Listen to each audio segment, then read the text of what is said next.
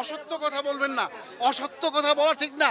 দাড়ি রেখে নামাজ পড়ে রোজার দিনে এটা এটা এটা এটা অসত্য কথা বলছেন। আমরা যখন স্কুলে যাইতাম, আমার বাবা যখন মনে করেন 1 টাকা দিত বা 8 আনা দিত, তখন ওই টাকার অনেক মূল্য করতাম। আর এখন মনে করেন 500 টাকারও মনে হয় না 1 টাকা। কেন আপনি আপনি আপনি তো ক্রেতা, আপনি কি ক্রেতা, আপনি বিক্রেতা, আপনি কি সত্য কথা বলবেন? না না, এটা ঠিক না। শুনেন, এটার দাম ছিল গত বছর 1000 টাকার বেশি নয়, এখন 1200 টাকা দিয়ে নিলাম। তাহলে এটা এটা এটা- না না, এখন কমছে না তো, কমার কথা কিন্তু কমছে না তো। আপনি দেখেন, আমি এটা গত বছর 1000 টাকা করে নিয়েছি, আমি এবার 1200 টাকা করে নিলাম। ইরানি খেজুর বলতেছে তারা, ইরানি খেজুর, আমরা তো জানি না।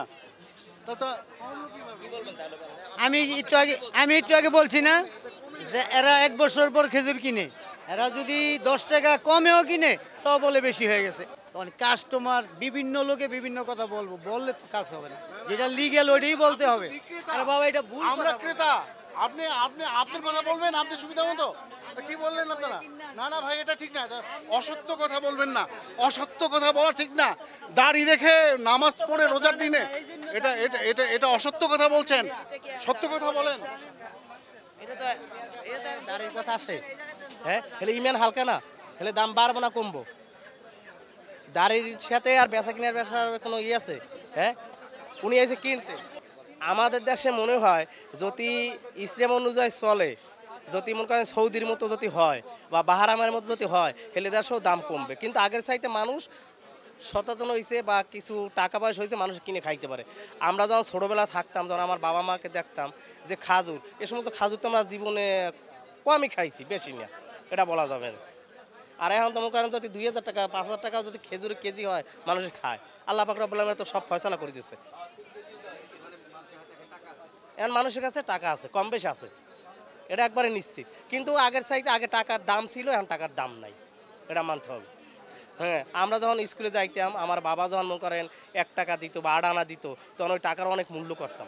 আর এখন মনে করেন 500 টাকারও মনে হয় না 1 টাকা, যেহেতু আমি রুজি করি। 500 টাকারও এখন 1 টাকা মনে হয় না, যেহেতু আমি রুজি করতে পারি। তখন তো আমার বাবা একা রুজি করতো, আমরা 6 ভাই বোন লেখাপড়া করতাম, খাইতাম, অনেক কষ্টের কথা, এগুলো বলে তো লাভ নাই। এখন তো মনে করেন নিজে পরিশ্রম করে টাকা রুজি করি, কারণ টাকার কোনো দাম পাওয়া যায় না। ওইগুলো হইলে আমার বন্ধু মানুষ, ওনার কাছে আমি মাল নিতাম আগে, আমি বললে উনি কমাই দিব দাম ইনশাল্লাহ। ওই যে মালিক, উনি হইলে মালিক দোকানে, আগে আমি নিয়ে মাল বেচতাম, হ্যাঁ কমাই দিব। আসলে আমি বলি দিই,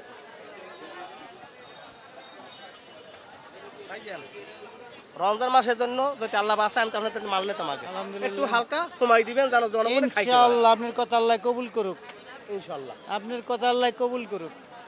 তাহলে কি একটা গ্যারান্টি আছে আমাকে দোকানের, আমরা খারাপ মাল কিনি না, মানে ভালো মালটা কিনে আনতে তো একটু দামটা ভালো লাগে। কারণ বাজার যেটা আছে, বাজার রেট মতো ইনশাআল্লাহ বেচা।